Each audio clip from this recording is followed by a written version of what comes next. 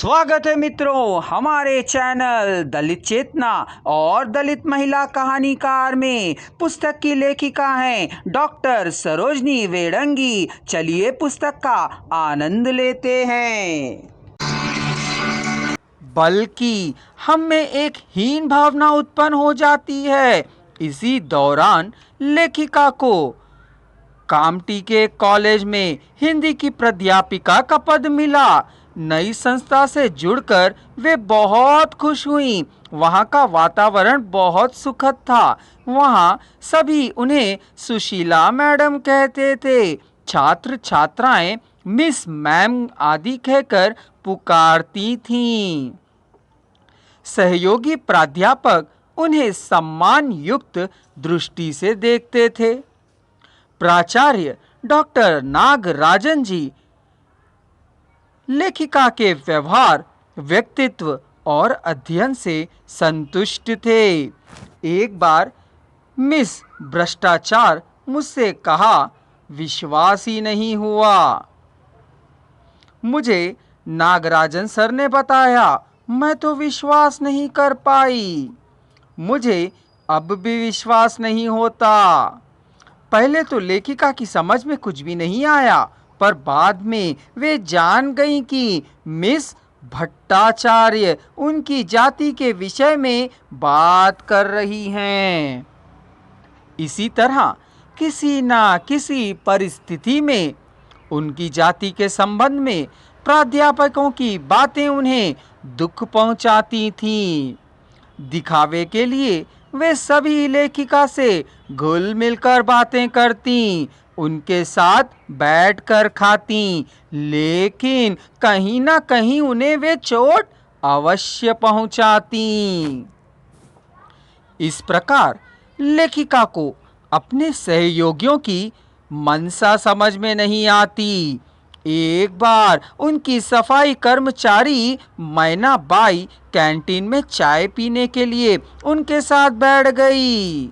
सभी प्राध्यापकों ने इसका विरोध किया। उसे लगा, मैना बाई और मुझ में क्या अंतर है?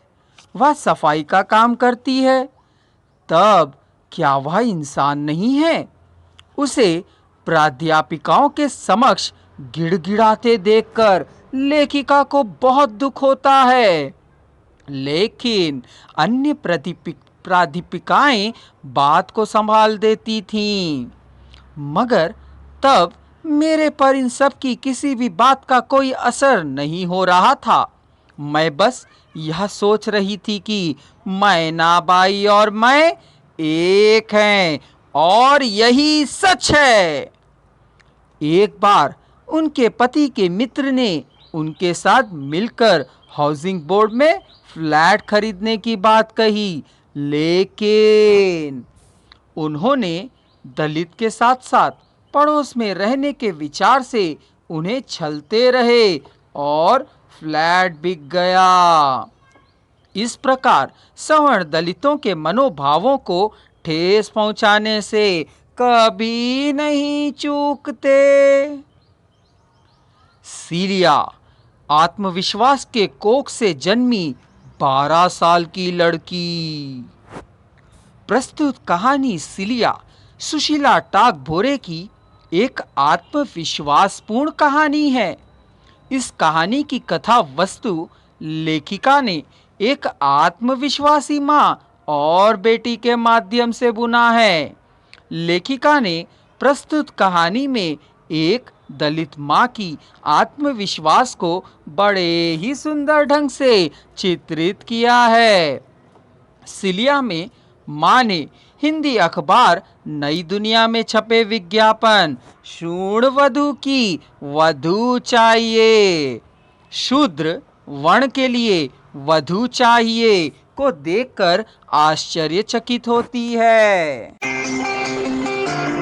अगर आप संपूर्ण वॉइस को एक ही साथ सुनना चाहते हैं तो डिस्क्रिप्शन बॉक्स में दिए जा रहे लिंक को क्लिक कर लीजिए।